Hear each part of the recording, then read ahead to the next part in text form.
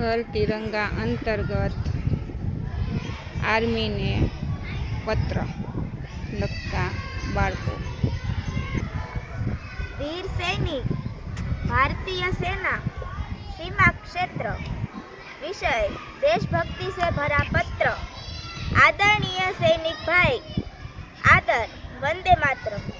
स्वतंत्रता दिवस के अवसर पर आपको नमन। आप हमारे असली हीरो हैं। आपकी बहादुरी और देशभक्ति को मेरा साथ साथ प्रणाम। आप हमारे लिए दिन रात सीमाओं पर डटे रहते हैं, जिसके कारण हम सुरक्षित हैं। मैं वादा करती हूँ कि एक अच्छी नागरिक बनकर देश का नाम रोशन करूँगी। जय जवान जय किसान का नारा अब मेरे दिल की आवाज़ बन चुका है। आप पर हमें गर्व है और हम आपकी लंबी उम्र की प्रार्थना करते हैं। आपकी सदा आभारी सिंधोपल।